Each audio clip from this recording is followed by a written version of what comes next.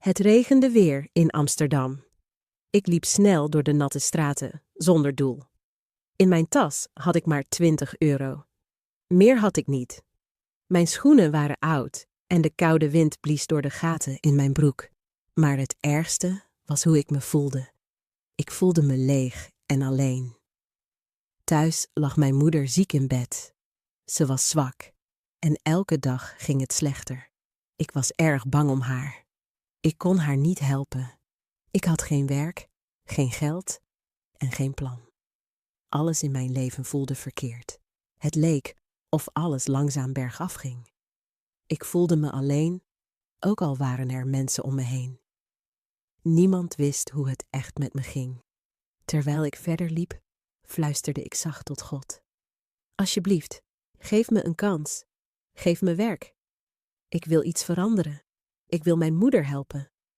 Toen zag ik een groot raam. Op een bord stond: personeel gezocht.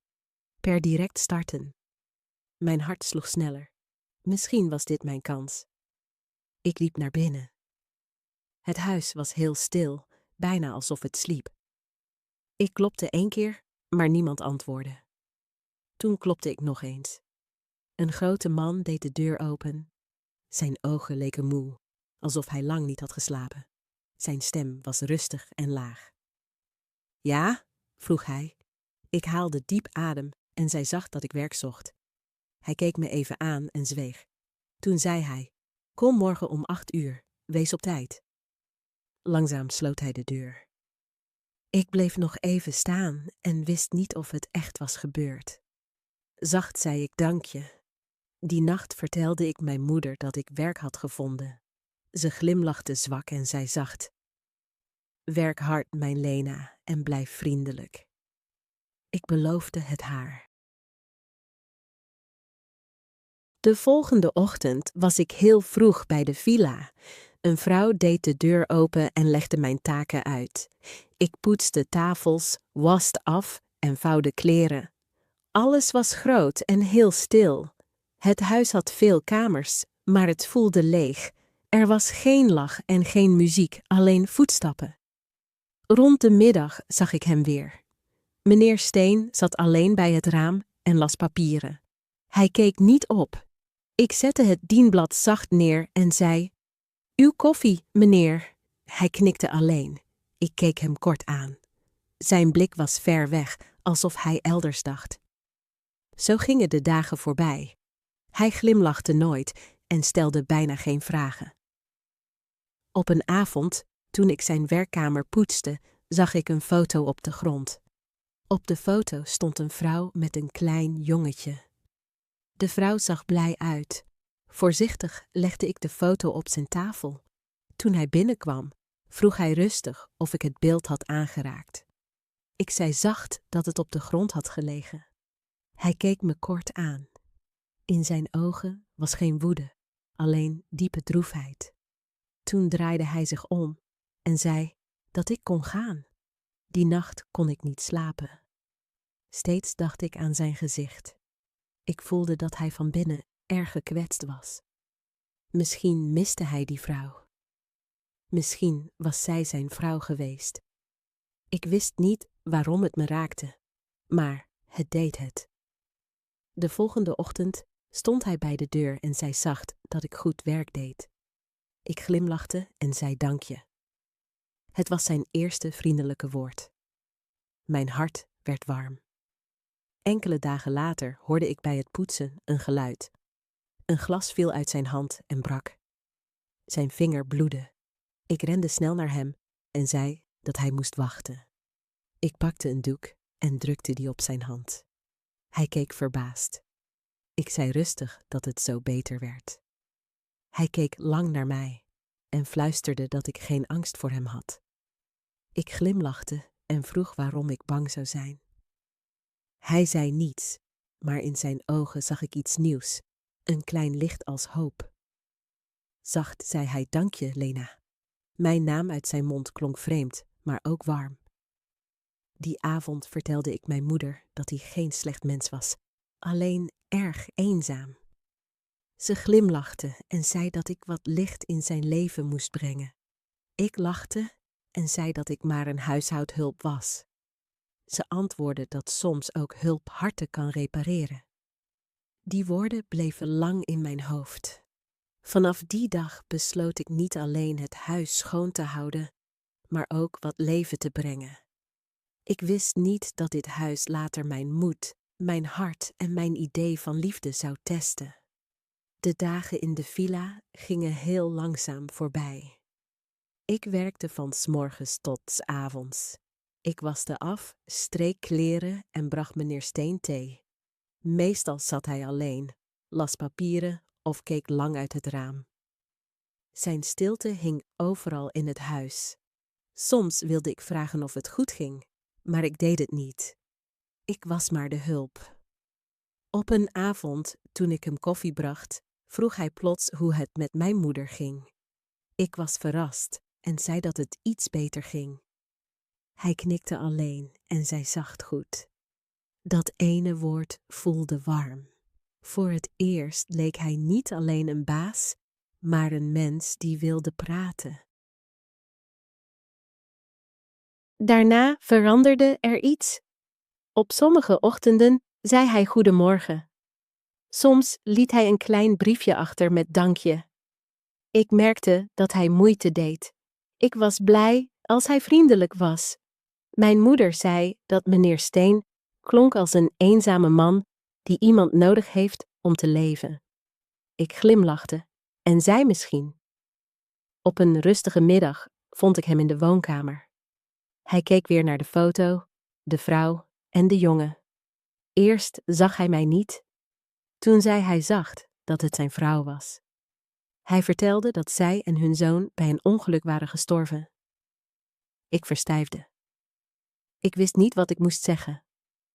Hij keek me met vermoeide ogen aan en zei dat hij daarna het geloof in vrede verloor.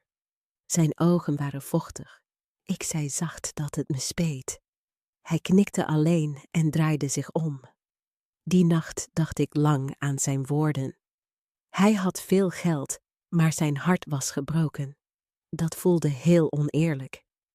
Ik nam me voor een klein licht in zijn leven te brengen. Misschien zou hij ooit weer lachen. In de volgende week was hij erg druk. 's Avonds kwamen meerdere mannen op bezoek. Ze droegen pakken en spraken zacht. Men zei me dat ik op die dagen vroeger moest gaan. Eén keer was ik mijn tas vergeten en kwam terug. Ik hoorde een man zeggen dat Mark dat niet in huis moest doen. Een andere zei dat Alex er niets van wist. Ik begreep niet alles, maar voelde dat iets niet klopte.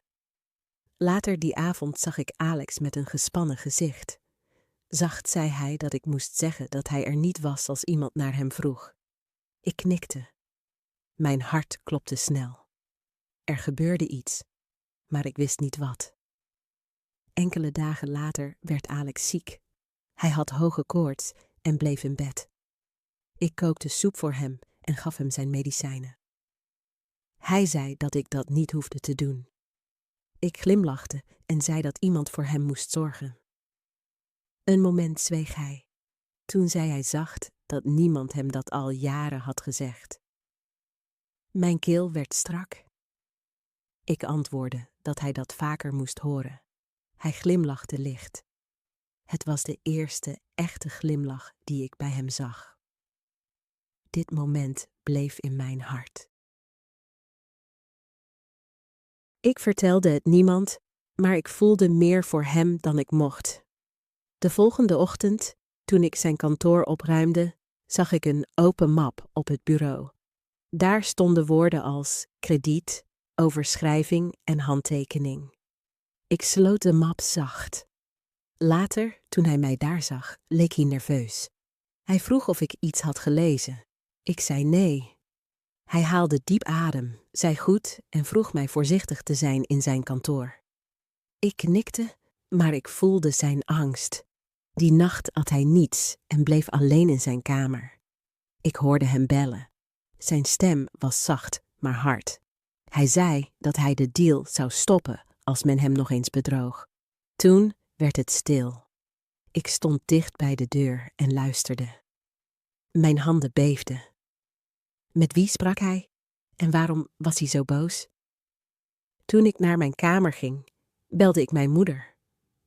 Ik zei dat iets verkeerd voelde en dat Alex grote problemen had. Ik voelde het gewoon. Ze zei rustig dat ik voor hem moest bidden. Zacht zei ik dat goede mensen vaak zware proeven kennen. Ik zei ook dat hij beter is dan hij zelf denkt. De volgende ochtend zag Alex er erg moe uit. Zijn ogen waren rood. Toen hij mij zag, zei hij zacht: "Dank je dat ik gebleven was." Ik begreep niet precies wat hij bedoelde, maar zijn woorden raakten mij. 'S Avonds vond ik in de keuken een briefje. Daarop stond: "Dank je voor de soep. Je herinnert mij eraan dat niet alles verloren is." Ik las het briefje meerdere keren. Voor het eerst voelde ik dat hij mij niet alleen als hulp zag, maar als mens. Ik wist nog niet dat achter zijn rustige glimlach een storm wachtte. Iets in zijn leven begon te breken. Spoedig zou het ons beiden meesleuren in een waarheid waarvoor we niet klaar waren. Alex werkte weer tot diep in de nacht. Het licht onder de deur van zijn kantoor liet zien dat hij nog wakker was. Ik was klaar met poetsen en wilde gaan toen ik een hard geluid hoorde. Er was iets gevallen. Mijn hart sloeg snel. Ik rende naar binnen.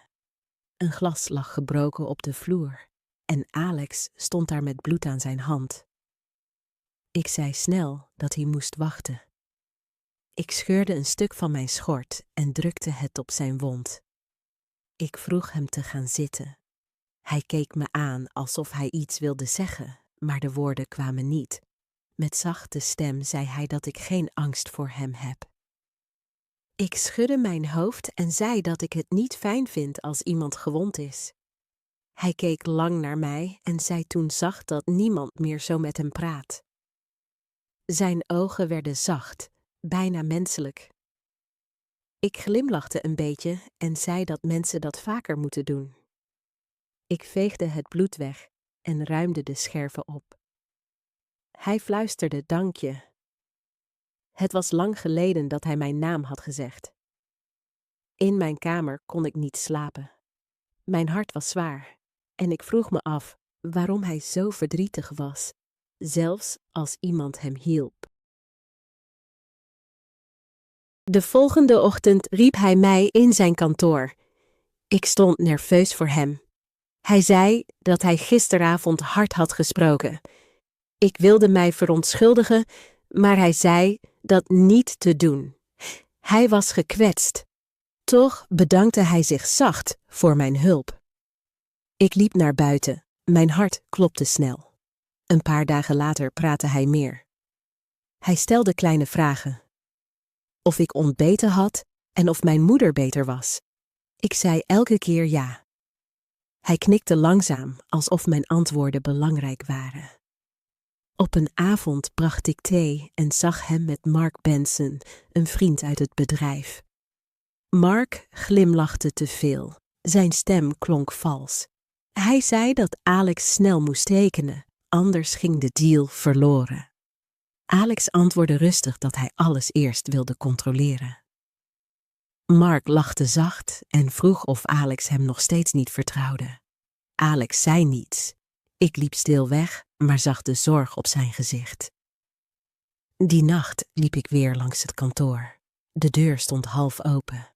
Alex zat daar met het hoofd in de handen. Hij zag er erg moe uit. Ik fluisterde uiteindelijk dat alles goed zou komen. Hij draaide zich verbaasd om en vroeg of ik dat echt geloofde. Ik knikte en zei dat hij een goede man is. Hij glimlachte zwak en zei dat ook goede mensen fouten maken. De volgende ochtend gebeurde iets vreemds. De politie kwam bij het hek en vroeg naar meneer Steen. Kort daarna gingen ze weg, maar ik zag angst in Alex' ogen. Hij belde Mark en ze spraken in een andere kamer. Ik hoorde Mark zeggen dat Alex zich geen zorgen moest maken.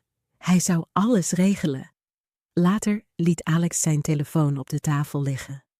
Er verscheen een bericht. Daarin stond dat de overschrijving klaar was. Men moest hem stilhouden.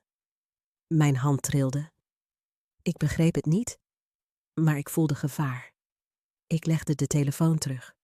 Mijn hoofd zat vol vragen. Die avond kwam Alex niet eten. Ik zette een bord voor zijn deur. Toen ik wilde weggaan, hoorde ik hem zacht zeggen: misschien zou hij weer alles verliezen. Tranen kwamen in mijn ogen. Hij had al genoeg verloren. De volgende ochtend zag hij er erg bleek uit. Zacht zei hij dat ik niet alles moest geloven. Wat mensen zeggen als hem iets zou overkomen. Ik vroeg waarom er iets zou moeten gebeuren. Hij glimlachte droevig en zei dat de waarheid deze wereld niet altijd beschermt. Die woorden lieten me de hele dag niet los. Diezelfde avond zag ik Mark haastig het huis verlaten met een map in de hand. Hij zag mij niet. Ik kreeg het koud. In het kantoor lagen papieren op de vloer. Alex stond bij het raam. Ik vroeg of alles in orde was. Hij zei ja, het was alleen werkdruk. Ik knikte, hoewel ik wist dat hij niet eerlijk was. Die nacht vond ik in de prullenbak een half verbrand papier. Daarop stonden cijfers en het woord rekening. Ik raakte het niet aan, maar maakte stiekem een foto. Ik wist niet waarom. Maar iets in mij zei dat dit bewijs belangrijk zou worden. Toen ik naar mijn kamer ging, belde mijn moeder. Ze vroeg of ik zeker was. Ik zei ja, maar dat mijn baas grote problemen heeft. Ze zei rustig dat ik voor hem moest bidden. Misschien was ik daarom daar. Ik keek uit het raam en fluisterde misschien. Die nacht kon ik niet slapen. Ik voelde zijn angst, zijn pijn en nog iets anders. Ik maakte me meer zorgen om hem dan ik mocht, maar liefde vraagt geen toestemming. Ze groeit stil. Ik wist toen nog niet dat alles snel zou breken en ik moest kiezen tussen werk en hem. Na die nacht voelde alles anders. Alex sprak bijna niet meer, bleef lang alleen en at haast niets. Soms hoorde ik hem bellen. Zijn stem was gespannen en hij zei dat niemand iets mocht weten. Bij de deur bleef ik staan. Mijn hart sloeg snel en ik vroeg voor wie hij zich verborg. Op een avond zag ik Mark weer. Hij glimlachte zoals altijd, maar zijn blik maakte me onrustig. Hij zei dat ik nog steeds hier was en mijn werk leuk vond. Zijn toon klonk vals. Ik liep door, maar hoorde hem tegen Alex zeggen dat hij morgen moest tekenen. Alex klonk moe en zei dat hij nog tijd nodig had. Die nacht dacht ik lang na. Ik wist dat ik me niet moest bemoeien. Maar diep van binnen wist ik ook, Alex was in gevaar. De volgende ochtend zag hij weer erg bleek. Ik vroeg of hij had geslapen en hij fluisterde dat hij bijna geen rust vond. Voorzichtig glimlachte ik en zei dat zelfs sterke mensen pauzes nodig hebben. Hij keek mij aan en vroeg of ik denk dat hij sterk is. Ik knikte en zei dat ik ergere tijden had gezien, maar hij stond nog steeds stevig. Hij glimlachte zwak en zei dat ik spreek als iemand met pijn. Ik fluisterde dat ik hem ken. Later zag ik hem weer alleen zitten en wilde hem laten lachen, dus vroeg ik naar zijn lievelingseten. Eerst keek hij verbaasd, toen lachte hij zacht en zei dat hij het niet meer wist. Ik lachte mee. Dat kleine moment voelde warm, maar duurde niet lang. De telefoon ging. Hij zei snel dat hij weg moest en dat ik de deur op slot moest. Toen hij weg was, ruimde ik zijn kantoor op en zag een blad open op de tafel. Onderaan stond Marks naam, erboven de woorden privé-overdrachtscontract. Ik werd misselijk en maakte stil een foto terwijl mijn handen trilden. Die nacht kwam Mark terug en ging Alex' kantoor in. Ik verborg me achter de trap en hoorde Mark zeggen dat ze zouden vallen als iemand het ontdekte. Alex antwoordde kalm dat zijn eigen lot hem niet boeide. Hij wilde alleen de waarheid. Mark zei kil dat de waarheid hem dit keer niet zou redden. Toen besefte ik dat er iets heel ernstigs gebeurde. Toen zij weg waren, liep ik naar het kantoor en zag een map half open op het bureau. Daarin lagen foto's van bedrijfschecks, sommige met zijn handtekening, andere met Marks, maar ze leken gekopieerd. Mijn hart sloeg snel en ik vroeg me af of iemand hem iets wilde aanwrijven. De volgende dag ging hij niet naar zijn werk en zat stil bij het ontbijt. Ik wilde hem zeggen wat ik gezien had, maar ik was bang. Toen vroeg hij langzaam of ik geloof dat mensen kunnen veranderen. Ik antwoordde zacht, alleen als zij het echt willen. Hij keek weg en zei dat het soms te laat is. Zijn stem klonk zo droevig dat mijn ogen nat werden. Die avond kwam Mark weer, ditmaal zonder glimlach en erg boos. Hij zei dat er vragen zouden komen en meneer Steen het probleem moest oplossen. Alex stond op en zei rustig dat hij niets verkeerd had gedaan. Maar Mark antwoordde hard dat hij voor zijn fout zou betalen en ging weg. Ik bleef verborgen staan, mijn handen ijskoud, en ging later naar het kantoor. Zijn telefoon trilde en er verscheen een bericht dat men het moest beëindigen voordat ze het ontdekten. Mijn hart stokte bijna en ik vroeg me af wie ze waren en of ik bedoeld werd. Die nacht bad ik voor hem. Ik besefte dat ik verliefd werd op een man die bijna niet kon lachen. De volgende ochtend gebeurde iets schokkends. Hij kwam niet naar beneden. Zijn auto was weg, maar zijn telefoon lag nog op de tafel. Er kwam een oproep van een onbekend nummer. Een man zei dat Alex' tijd voorbij was en hing op. Mijn hele lichaam trilde. Toen hij 's avonds terugkwam, zag hij er moe, boos en vol angst uit. Ik fluisterde of het goed ging. Onze blikken kruisten en ik zag pijn dieper dan tevoren. Zacht zei hij dat, als hij ooit verdween, ik moest onthouden dat ik hem ooit goed vond. Tranen vulden mijn ogen toen ik fluisterde dat hij dat nog steeds was. Hij keerde zich om, zei niets, maar ik wist dat hij me gehoord had. Die nacht kon ik niet slapen. Iets in mij zei dat de komende dagen alles zouden veranderen, voor hem en voor mij. De volgende ochtend voelde alles zwaar. Hij kwam weer niet naar beneden. Ik maakte ontbijt en wachtte, maar hij verscheen niet.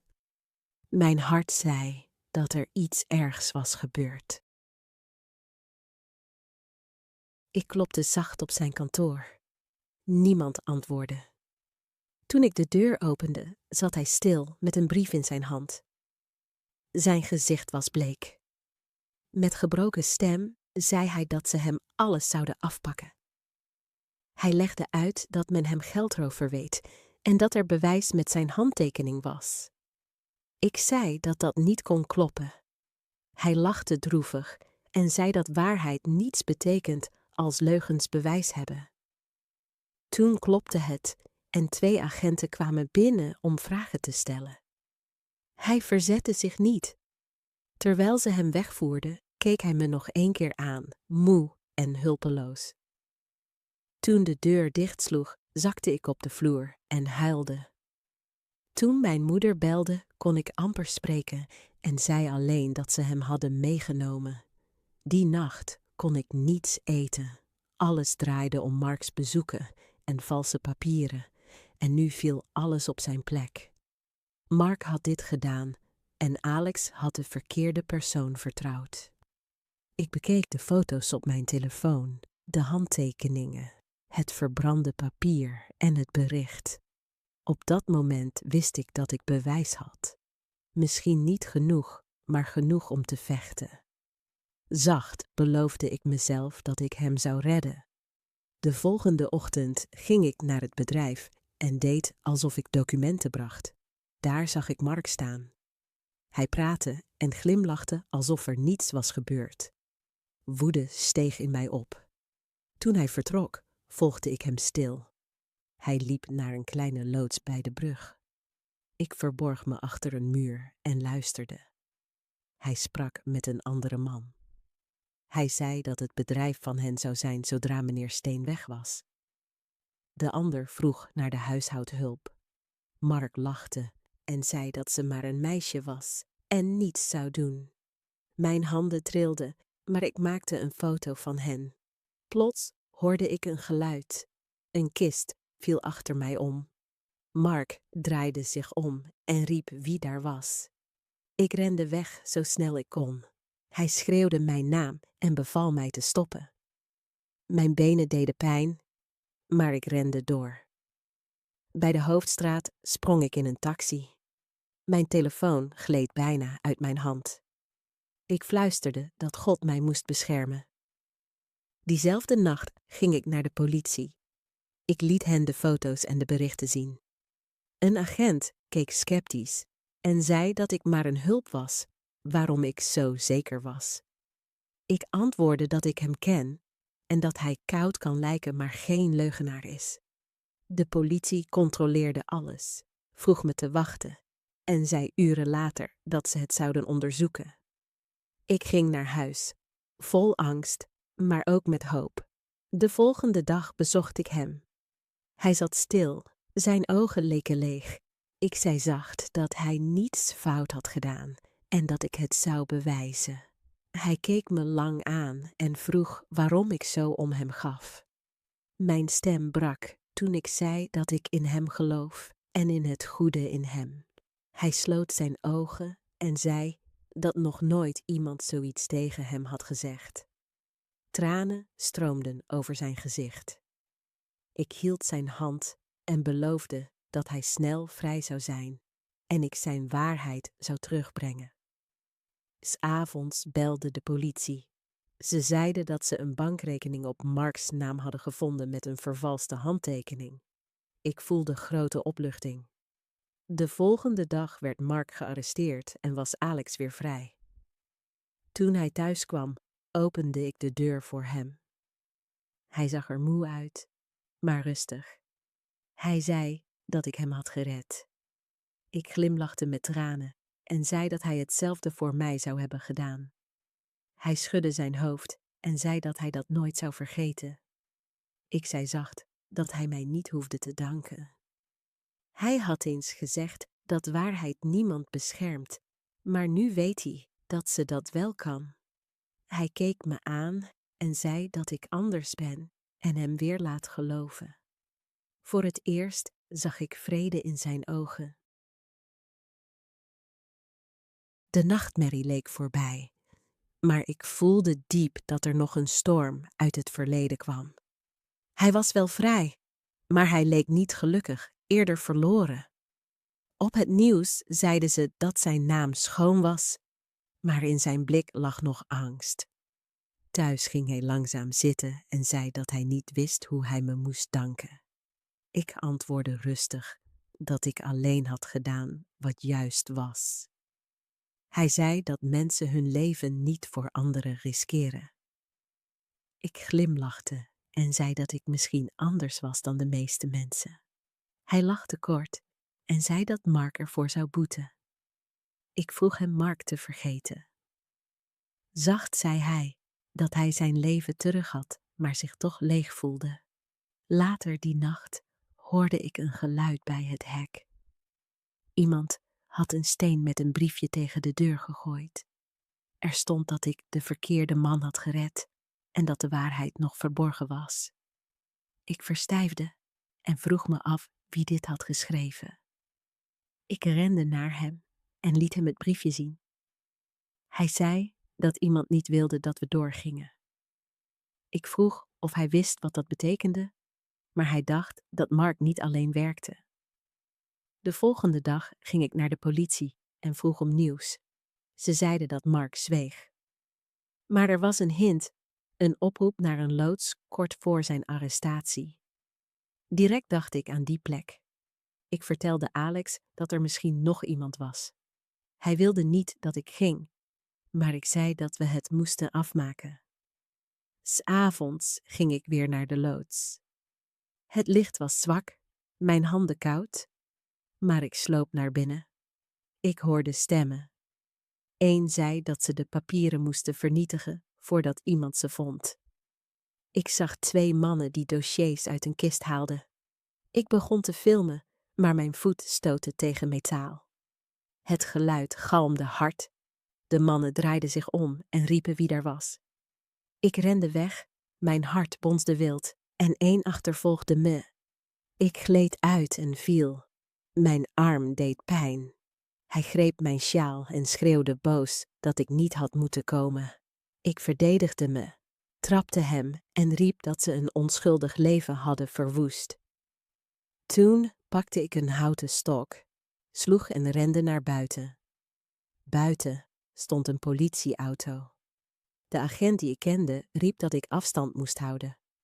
Ze arresteerden beide mannen en ik zakte trillend op de grond. Een agent zei dat ik geluk had, want ze wilden valse papieren verbranden om hem schuldig te maken. Tranen stroomden over mijn gezicht en ik vroeg zacht of het nu echt voorbij was. Hij knikte en zei ja, ik had het weer gehaald. Toen Alex op het bureau kwam, zat ik stil. Hij liep naar me toe en fluisterde dat ik hem telkens red en dat hij dat niet verdient. Ik keek hem met tranen aan en vroeg hem dat niet te zeggen, want hij verdient rust. Hij fluisterde dat hij niet wist hoe hij nu moest leven. Ik zei dat hij opnieuw moest leren leven en beginnen met een glimlach. Hij glimlachte klein maar sterk en ik voelde dat alles veranderde. Zacht legde hij zijn hand op mijn schouder en noemde mij de dapperste persoon die hij kende. Ik fluisterde dat hij ook goed was in menselijk zijn en we lachten stil. Onze angst viel weg en vanaf toen begon alles langzaam te genezen. Hij kreeg zijn bedrijf terug en hielp de politie anderen te arresteren die bij Mark hoorden. Ik werkte door, maar niets was meer hetzelfde. Hij was nu meer dan een baas. Op een avond vroeg hij zacht of ik bleef eten toen ik al wilde vertrekken. Verrast vroeg ik, eten, meneer? En hij zei lachend, geen meneer, gewoon Alex. Ik lachte en zei oké, Alex. En zijn ogen werden warm. Ik wist niet waar ons verhaal heen zou gaan, maar er brandde nu licht in onze harten. De tijd ging voorbij en veel veranderde langzaam. Hij verborg zich niet meer in stilte, sprak meer, lachte soms en hielp met kleine dingen. Ik had hem nooit zo rustig gezien. Op een avond zei hij dat hij nog steeds niet kon geloven wat er gebeurd was. Hij zei dat ik had kunnen weggaan, maar gebleven was. Ik glimlachte en antwoordde dat ik hem weer wilde zien lachen. Hij noemde mijn reden vreemd. Ik lachte en zei dat het gewoon ik ben. Soms aten we samen en sprak hij over zijn vrouw en zoon, zijn stem telkens zachter. Hij zei dat hij dacht dat liefde stierf met hen. Ik zei dat liefde alleen van vorm verandert. Hij keek lang en fluisterde dat ik sprak alsof ik zelf iemand had verloren. Ik zei dat ik jaren geen vrede had gehad, maar het hier terugvond. Onze dagen werden lichter. 'S Morgens wachtte hij op mijn groet en zei dat ik leven in het huis bracht. Ik antwoordde dat hij mij hier bracht en hij glimlachte dat het misschien lot was. Die woorden bleven in mijn hoofd.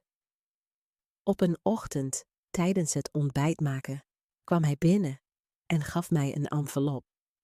Binnen zat een brief van het ziekenhuis.